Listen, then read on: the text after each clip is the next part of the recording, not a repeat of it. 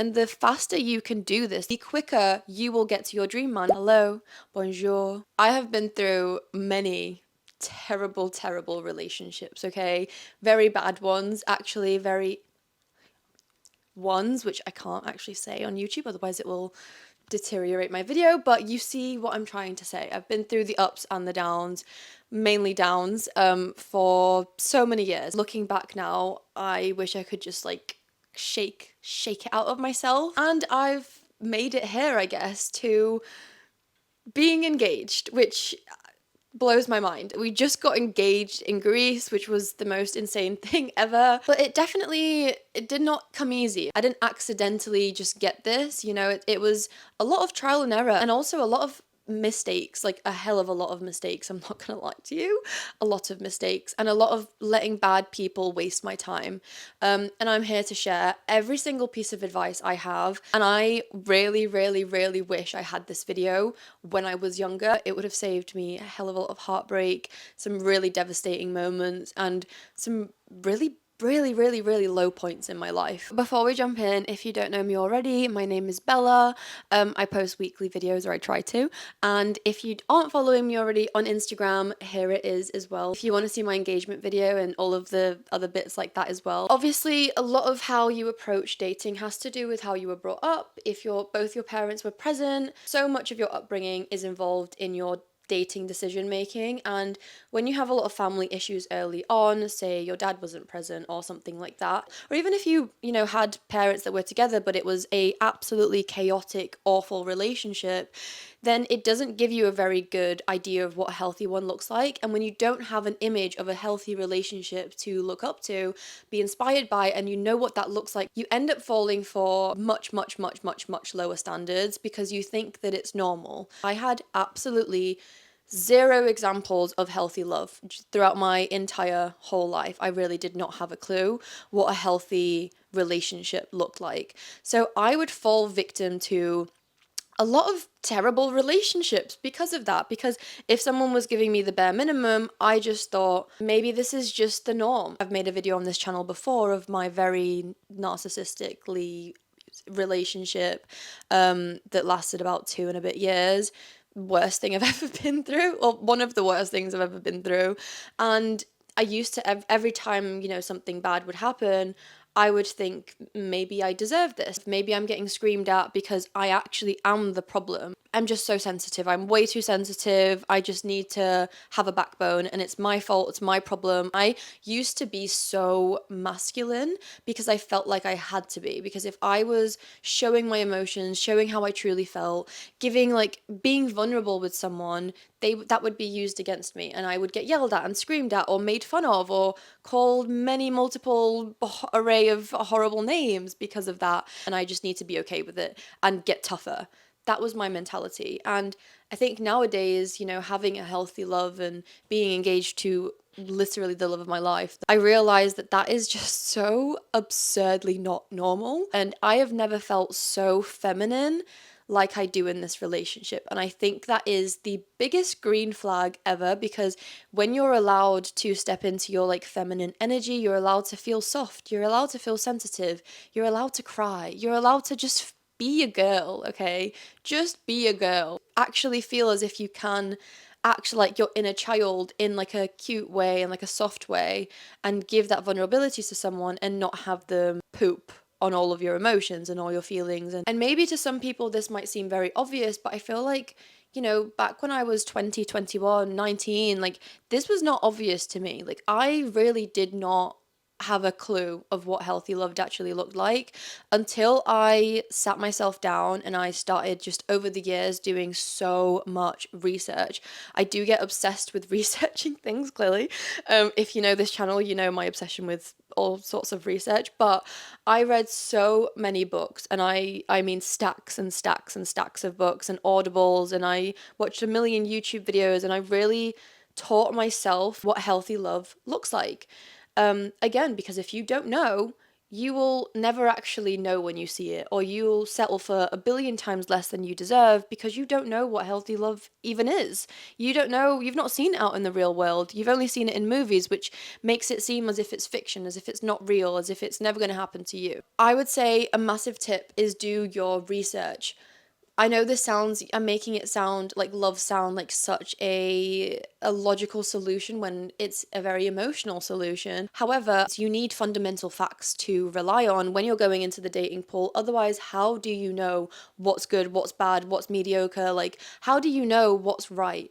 And emotions lie so often to you. Just because you feel infatuated by someone does not mean that they are the love of your life. Real, true love does not give you nerves and butterflies as much as like the movies like to paint it out as if it does, and as much as, you know, we've been brought up believing that to have real love you need to feel those crazy butterflies and your stomach needs to be all woo. That's actually anxiety. That anxiety is usually trying to warn you that you should run in the opposite direction. But obviously, when we're young, we do not realize that unless we've had healthy love in the past. When you're with someone that is true, stable, fundamental, long term love, you should not feel anxious, nervous. You should feel calm. You should feel stable. You should feel relaxed. You should feel as if you can be your absolute true self. You should feel safe, as if this person is your rock, someone to lean on. It almost just feels as if they are your home. So after many failed relationships and failed dating stages, I've realized a few things, and I'm just going to block these out, okay? So number one, the love you dream about won't come while you're still trying to prove your worth to the wrong person. I've invested so much time into frogs that I thought were going to turn out to be princes.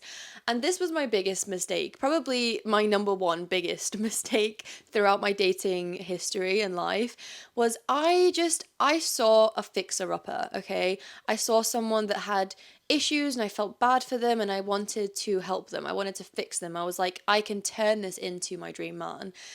Biggest mistake. Mistake number one, okay? You cannot change people. Do not go into relationships thinking at all, that you can change someone, because the chances are they're never going to change, okay? Especially if it's deep rooted issues. The only person that can change themselves is them, okay? They're the only ones that can do the work, go to therapy, sort themselves out, and no matter how big their love for you is, you are not going to be the one to get them to do that. They have to come to the decision on their own while they're single, while they're kind of, you know, sorting themselves out. You should not be responsible in trying to fix someone. And if you take on that project, you will be massively disappointed. I know it might seem like, oh, like, it can't be, he is the one, like, I love him so much, blah, blah, blah, blah, blah. Love is a choice. And when I first told this to Reese at the beginning of our relationship, like, love is a choice, he was like, no, it's not. Love is not a choice, love is an emotion. And I've managed to really explain to him how love is absolutely a choice. You absolutely can choose who you love, because love isn't just infatuation. That's a completely different thing. Love is something that you work on daily, that you show up for daily, that you show respect for daily, that you are constantly, you know, showing up and doing the things that require love to actually blossom from. That is love. If someone is treating you badly, they do not love you. And I'm going to repeat this. If someone is treating you badly, they do not love you. And it's a hard hitter, I won't lie, okay? Maybe me 7 years ago would not have listened to this, but someone who is treating you badly, someone who is disrespecting you, someone who is name calling you, like calling you nasty names, making you feel insecure, giving you zero self-worth, is not someone who loves you, okay? That is not love. That's not what love is. Love is a choice. So keep that in mind next time you're with someone that is blatantly disrespecting you. They don't love you. That's not what love is. Or at least they don't know how to love someone. And do you really want to waste years on someone that doesn't know how to love? Are you a dog trainer? You're not. Okay, you deserve someone that has done the work themselves and will show up for you the same way you can show up for them. If you are capable of doing loads of introspective work, loads of therapy, figuring out your weaknesses and things you can do better and your kind of communication, and you're a whole rounded person that has done the work, you only should even speak to people that have also done the work. Otherwise, they are a waste of your time, because if they can't do that on their own, they're not going to do it with you. Just saying. Number two is a pretty big hitter, as well. All of these are like, these will make you question your life, as they did for me many years ago. Like, even I would say 4 years ago, I was still very much just not in a good place when it came to this kind of stuff. But I have learned over time, with all of my mistakes and all of my past issues, you don't attract the right person by being easier to love. You attract them by being yourself. Now, this is an absolutely massive one. This is a big lesson that I've had to learn. Every single time I would start dating someone, I'd say from the ages from like 16 to 24, I think I was, in my head, I would make them my dream person, even though they weren't, even though there were loads of red flags that I conveniently ignored. And I would make them out to be this imaginary person that I had in my head that didn't actually exist. Like, my thought process of them was not the reality of who they were at all. Like, it was actually worlds apart. I don't even know how I thought that they were like, this person's so good and this person's so nice and blah blah blah, when actually they were treating me terribly. So you really need to distinguish those two and not look at everything through rose-colored glasses. But when I was younger, I used to appease people. Let's say I was in a relationship with someone and they were being really mean to me, they weren't respecting me. In my head, I was like, well, I need to make it easier for them to love me. I need to make it easier for them to respect me. I need to make it easier for them to show me love by being maybe more tough. I need to toughen up. I need to be easier to get along with. I need to show less emotion. I need to, have a blockade and pretend I'm okay and pretend I'm fine, because maybe then they'll love me, which is brutal to say out loud, okay? If you're in the same boat, you know how this might feel. But that was what I was like when I was younger. I felt like if someone didn't love me, it's because I wasn't doing enough for them to love me properly. So I would cater to those relationships. If they were yelling at me, I would become more quiet. I'd become more, polite. I would try and be less confrontational. I just shrunk myself in order to feel any love being reciprocated, which is absolutely crazy looking back at it now. But that is a huge, huge, huge lesson that I've had to learn and really dig my heels into. And now, you know what? I am a very difficult person. I'm a very difficult person to please. I'm a very difficult person to be around, and I would not have it any other way. And Reese deals with me just fine. He, looks after me. No request that I have ever feels too massive or too ridiculous. My emotions don't feel ridiculous, and I am just 1000% completely myself. And sometimes maybe I can be annoying, and maybe I can yappa yappa yappa for hours on end, and maybe I have very, very, very high standards, but I am okay with that. And for example, if Reese were to not be okay with that, we wouldn't be together, and that's okay. That's what I've learned to do. And you have to be very strong on those points. If someone feels as if you're too much, they are not your person. You need to be 1000% yourself. And this sounds like really basic advice, but you really do need to be 1000% yourself. And if you have boundaries that person finds to be too much, or, oh, her boundaries are too intense, blah, blah, blah, blah, blah, huge red flag. If you're not happy with my boundaries, that's okay. Goodbye. See you later. I have had some dating situations in the past where I wouldn't allow anyone into my home for quite a long time, because obviously they're a stranger. And one of the guys was getting very annoyed over it. And this was at the point where I had already become this version of myself. I had such good, strong boundaries that if anyone tried to break those boundaries, it was just instantly like, see you later.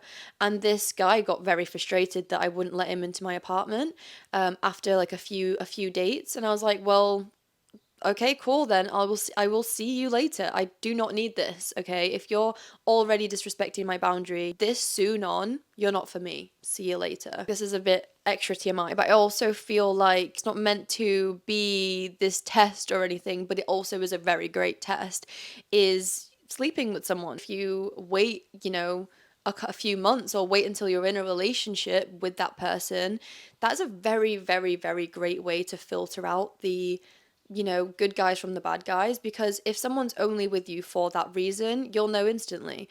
And I have dated some people in the past that got very annoyed and very frustrated. That was great for me. I was like, oh my God, he's getting so annoyed at this. Well, you're just not for me then. See you later.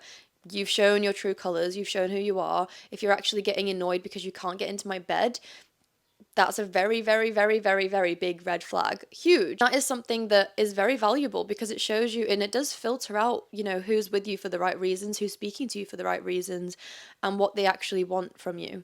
And that's something that I recommend to everyone. I understand that in today's society, it's very much like, everyone just sleep with everyone and blah blah blah, and fair play to you if you're not looking for a relationship, if you're just looking for that kind of thing, all the best to you, to really filter out the patient ones that are actually trying to get to know you for your personality, for who you are. They don't just want that from you. It's a great way to really filter out people very quickly, extremely quickly. And that's something that I also highly, highly recommend if you're looking for the one. You want to gain as much information about this person as quickly as you can, and how they react to those types of situations and boundaries is going to tell you everything you need to know very, very, very freaking quickly.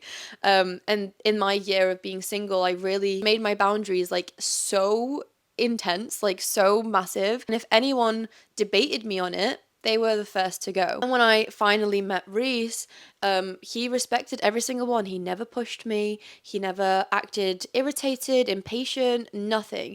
This man, because I lived in Manchester and he lived near York, the York area in the UK, a 2 and a bit hour drive to come to me. He would drive for 2 hours to come to me and meet me at 6 p.m., go out for dinner and some drinks, and then drive all the way back at midnight, 1 a.m., because I wouldn't let this man in my apartment. So he would drive for 4 hours every single Saturday just to see me, just to get to know me, just to go on a date with me, because he really liked me. He really liked getting to know me. He wanted to know more about me. He wanted to him, I was very high value. And it was something that he was willing to put in that much effort for, because he saw me as a girl that could potentially be his future wife and could potentially be someone he spent the rest of his life with. And when a man truly likes you and truly is committed to winning you over, and even if it's a potential future, obviously it's soon into the dating anyways, but still, a man will know straight away if he does see a future with you or not, and you can tell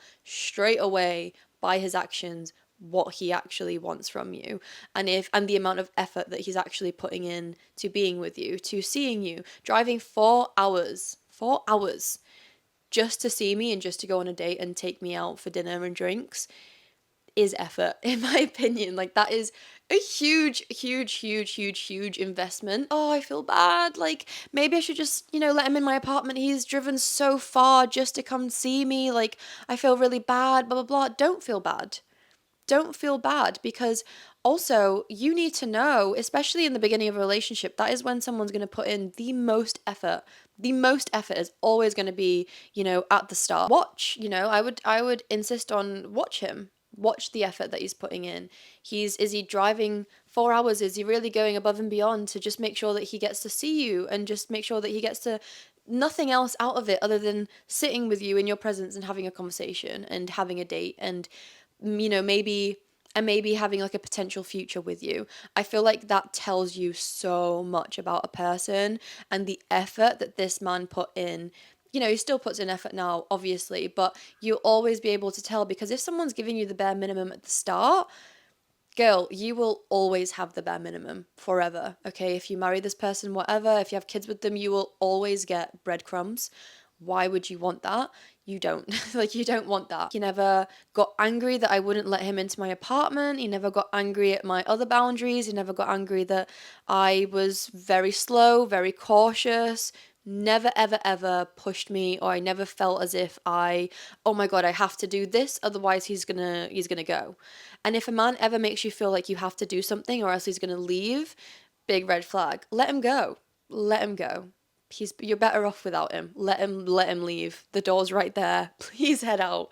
That's fine. When I imagine dating, I imagine, you are stood, and there is a line, like a huge line of men in front of you, and it's like Tinder in real life, and you're literally going like da da da da, speak to you for a little bit, oh, red flag, okay, no, next, speak to you for a bit, red flag, no, not respecting my boundaries, red flag, see you later. And then you keep going, and the faster you can do this, the faster you can say no to people, and the faster you can let people leave when they clearly show you what kind of person that they are, the quicker you will get to your dream man, which is maybe way further down the line. Maybe your dream guy, like the guy who you're going to marry and have the best life with and have kids with, and he's literally everything you've ever wanted. Maybe he's like the person, I don't know, the 40th in the line or the 100th in the line, and you need to be strong enough to say no and say no and say no and say no and say no and say no until you get to him and not waste your time. Imagine if you wasted your time with every guy in that queue. It would be years before you even got to him. Maybe he wouldn't even be there anymore. Maybe he would have found someone else. Maybe he'd already be married with someone else. Maybe he'd already have moved on because you didn't get to him quick enough because you wasted all of your time on the wrong men, on the wrong guys, on the guys that didn't respect you, and you kept waiting for them to change, when actually if you had just said no, no, no, no, no sooner and not wasted your time on these guys, you would have got to him way faster. Don't waste a day longer. Don't waste a second longer on that person, because all that person is doing is stopping you from actually meeting the love of your life and someone that you can see yourself with forever. So that is my biggest advice, as well as stop wasting your time on guys that, if you can't see a future with them, if they've shown you red flags, do not wait for them to change. Do not. You are going to be wasting your time, wasting your energy, wasting your love, wasting your emotions. Don't bother. Just say goodbye, okay? And I know it's hard sometimes, especially if you've maybe been dating them for a while. Maybe you're actually in a relationship, but you can tell that it's just, you can't imagine a future with this guy. You can't imagine him being the future dad of your kids and living in a happy, stable home. If you can't imagine that, why are you still with him? And if you're waiting for him to change, the best thing you can do for yourself is tell yourself this man is never going to change. Usually, actually, statistically, it only ever gets worse. Number 3 is, it only felt like love before because I didn't know what real love felt like. And this one does hit hard, which is what I also mentioned at the start. Like, you really need to have like a very, very detailed, okay, very detailed explanation of what your dream partner looks like written down. I still have my list somewhere, okay? But you need to have this list. You need to have a detailed explanation of, and I don't mean shallow things like, oh, he's got 8, 10 abs and he's got like blondish blue hair. Like, I don't mean like the really superficial things, because the superficial things, we all get old, we all age, we're all gonna look really saggy when we're older. Like, they go away. I'm speaking about like the deep stuff, how do they react when you're upset? How do they react when you feel jealous, when you are having an emotional breakdown? How would they react if your parent passed away? How would they react? How would they be there for you? Would they listen to you go on and on and on? Would they be there when you're crying your eyes out for weeks, months on end, and still be loving and still have the patience for you? How would they react? And you need to have a very detailed explanation of this, because if you don't, then if you don't have an exactly very clear vision of what that healthy love is going to look like, you will think that anything that comes your way is healthy love because you don't have a clear definition. Number 4 is, the second I stopped begging for bare minimums, absolutely everything changed. If they're not showing up as this whole person, and it may feel impossible, you're like, Bella, no guy is like that, it's impossible. I'm telling you, it absolutely is possible. There are so many emotionally intelligent men out there in the world. There are so many guys that have done the work, are introspective, have intelligence, the knowledge, like, are good, kind, morally right men. Like, there are loads. And I know it feels like in the dating pool especially that 99% of them are absolutely awful. And it's true, 90% of them are probably terrible. But there is that, 5 to 10% that are going to be great. You just have to keep looking for them. And you just have to be strong enough to walk away from the ones that aren't good and the ones that give you red flags. Just leave. Otherwise, you're wasting your time. My biggest mistake when I was younger is just like rushing into a relationship just because I wanted a relationship, but I didn't necessarily want the right relationship, if that makes any sense. I just so desperately wanted to feel loved and to feel, whole. And I would use a relationship as a crutch a lot of the time because I was scared of being alone. I was scared of like just being by myself and nobody would ever love me type of thing. But the minute you stop chasing a relationship and you are genuinely, I know everyone says this is like the most common thing, but I cannot explain how true this statement is. The moment that you are so happy, so fulfilled, so just like absolutely amazing on your own, that is the perfect time for a relationship because you are so fulfilled and you are so in love with your life and you've got a really good group of friends, your work is going good, like you are just content with your own presence, you love your own company. That is the moment where you are the absolute best to date because you will not accept anything that ruins your great life. If you're so happy and content, you will only ever accept something that adds to that life rather than takes away from it. So you have to genuinely be so happy on your own. And honestly, this sounds really difficult and it is very difficult, but it's really helpful. You have to be okay with perhaps not finding someone for a very long time. And this could be months, this could be years, this could be, a decade even. This could be a very long time. And you have to be genuinely okay with that if you want to find the right person, because if you're not, again, you'll just fall for the trap of, being with anybody that kind of meets your standards but not really. And that's also a very tricky place to be. So you have to be okay with thinking to yourself, like, I'm okay if I don't get into a relationship for the next 3, 4, 5 years. You know what? I am prepared for that. I love my life.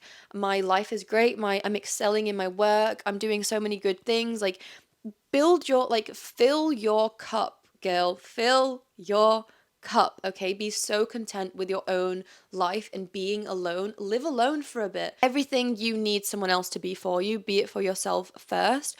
And that's when you'll genuinely only accept the right thing to come into your life because you don't want anyone messing up this great life that you've built for yourself. So a little bit of a backstory here is I had a very emotionally relationship for 2 years. And then after that, I think that's when, first of all, how that ended is the line was finally crossed into not just emotional. The line was finally ever so slightly crossed, not fully, in an intimidating kind of way where I thought to myself, okay, I'm at a crossroads right now where I can very clearly see, even though it's not happened yet, I can very clearly see that is where this relationship is going. That is where, like, 100,000% at this point, I can see that this is going to go down this path. Do I want to live with this forever? Because if I don't, what the hell am I doing here? What the hell am I doing here? And it got to that stage, and that was the breaking point for me because I tried so hard to just. I was confused. I think if you've been in that kind of relationship where you're very much like gaslit and you're told, you're kind of like convinced that you're the problem, and it's a really tricky situation to be in. I think you'll only ever understand it if you've been through that yourself. Even I would, when I looked at those types of relationships, I'd be like, that's so silly, just leave. It's really not that simple. I think if you've ever experienced anything remotely close to that, you'll get what I'm trying to say here. But it really got to that point for me where I was like, if I continue in this relationship, this realistically is going to be my future. And I could imagine it, I could picture it. I have family that has been through that before, not very good. And I could see myself from 10 years. I sat down, I journaled for about 5 hours, and I wrote out my future of realistically where this was going to take me. Do I want that? Absolutely not. And I'm not going to lie to you, breaking up with that man was one of the hardest things I've ever done, which sounds crazy because you're like, well, if someone's mistreating you and not being nice to you, blah, blah, blah, blah, blah, why would you stay? And yeah, of course, but it wasn't all bad. Like, if you've ever been in a relationship like that, you'll know there's loads of highs, loads of lows. Like, it's a roller coaster, and you just don't know. You just feel like bamboozled. Like, you just don't know which way is up. You're just confused. You're so worn down as well. Your emotions are worn down. And when you've been in that for long enough, you really have zero confidence, zero certainty of your own decisions, and zero certainty of right and wrong. Like, everything just becomes muddy. Okay, very, very muddy. I remember sitting down with my mum, and you know a relationship is over when you say everything to your mum in that kind of situation. After you do that, there is no going back, and I think you'll know what I mean if you've been through this. There is no turning back at that point, and I forced myself to end that relationship. This is not the life I want for myself. This is not the life that I've dreamed of. This is not going to end well. I'm going to be miserable for the rest of my life if I stay in this relationship. My confidence was at an all-time low. I was the most insecure, small, just awful version of myself that I've ever been. You would not have recognized me. Like, I was just not. I was not okay. I didn't want to do it, but I knew I had to, if this is making any sense. I knew that the future version of myself, the version that I wanted to be, the version that had the life that I dreamed of, she would thank me so much for leaving. And I look back today and I could not be more proud, just more grateful, because the only reason I have the life I have today and I'm with the man of my dreams and I'm gonna be married, is because that version of me that was so beat down, so just reduced to nothing, somehow found a ridiculous amount of strength and made a very hard but life-changing decision. And I just hope that if this video can even just reach one person, just one person that is in that place, would genuinely make me so happy, because I feel like, I don't know who you are that needs to watch this, but I'm glad you're watching it, and please give yourself a moment to really take on everything I'm saying in this video. After that, I really took a long time to just be single. I was like, I do not want to be in a relationship right now. I need to be alone. I had been in back-to-back relationships. I didn't know what it was like to actually truly be by myself, and I told myself, like, I need at least a minimum of a year completely alone and completely without anybody, without any relationship. At this point of my life, maybe a few months to half a year before I met Reese, I was very much just not settling. I was not about to settle for anything less than what I deserved. And I think I got so clear and so just like crystal clear on exactly who and what I wanted out of a partner, a life partner, that anything that came along my way that just had even like the slightest of red flags that I was like, this is going to be a problem in the future, see you later. I would not even slightly get my emotions involved until I was sure. And also, funny, interesting fact, when Reese first asked me to be his girlfriend, I said no. It was more so like, I'm not ready yet. I'm not ready to give you my emotions like that just yet. I'm not ready to commit to you just yet. And I think it was like another month or so after that he didn't pressure me. Nothing. He was so great about me waiting, understanding, just patient, just there, like a golden retriever just waiting. That I realized, like, damn, this man is great. Like, he is great. He's what a lovely, kind, patient guy that truly loves me and truly is just waiting for me and waiting for me to be ready. And then it was a month later, after I had declined kindly, that I finally was like, okay, let's be in a relationship. And it's not to say that finding your dream person is going to be just smooth sailing all the time. Of course not. Me and Reese argue, we have our disagreements, we live with each other. Sometimes you just get on each other's nerves, but I never find that, like, I think a great way of testing it is like, how do you feel about yourself when you're with this person? And I have never felt more confident of being myself than I do with Reese ever before. I can look like a mole rat and I still feel loved. You know what I mean? I'm never degraded, and I never feel unsafe with him. We definitely have our little bumps in the road, of course we do, but it never feels disrespectful. It never feels vengeful. It never feels spiteful. It's always, we speak about it and we work through it, and maybe we make some mistakes here and there, but we instantly recognize it. And I make mistakes. We're all human at the end of the day, but there is a line that you cross that is blatant disrespect, and that is an entirely different subject to someone just making a small mistake, maybe having like a bit of a tone of voice because they feel irritated at one point. Very different to someone calling you names and just really disrespecting you. I think when you've been on such a journey to get here, and for a very long time never believed that you were worthy of this that everyone else had, I think when you finally get there, it was such an emotional roller coaster, like looking back and thinking like, wow, I've grown so much. Like, I'm not here by accident. I am here because of the person that I became. And all of this was within my control. I literally created all of this because of the person that I chose to become, and because of the boundaries I chose to instill and the standards I chose to have.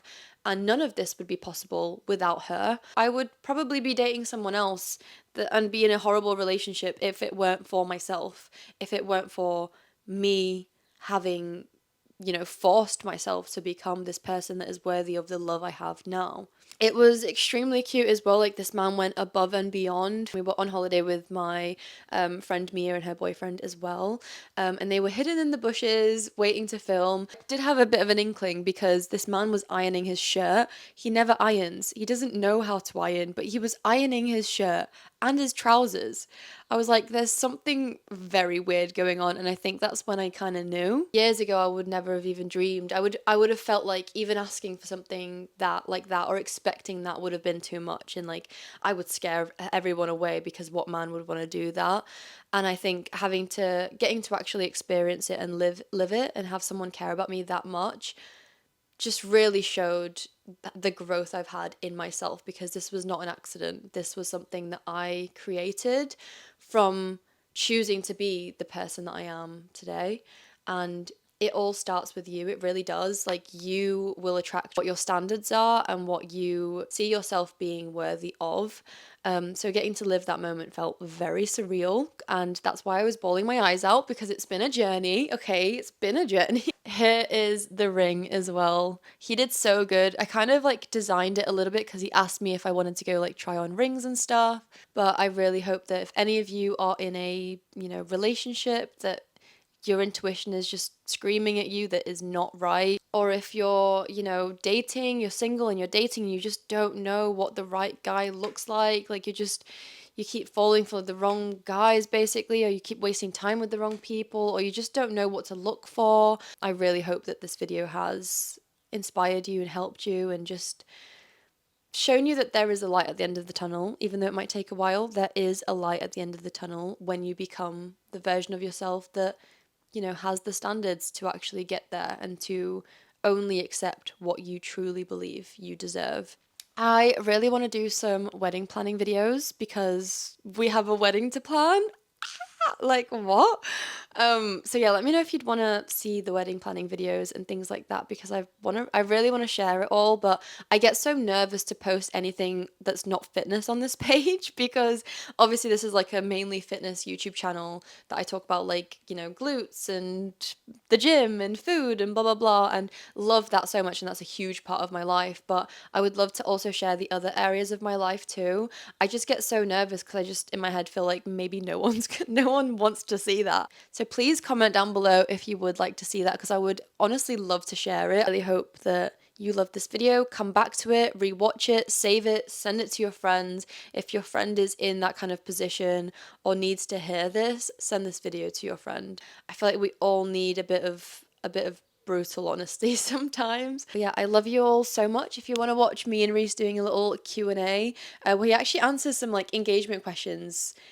And I'm pretty sure he already had my ring at this point as well. So click here if you want to watch that. Don't forget also to subscribe if you want more content like this, and also follow me on my Instagram, which is just at Bella Fernandez. And I will see you all next Sunday for the next upload. Bye.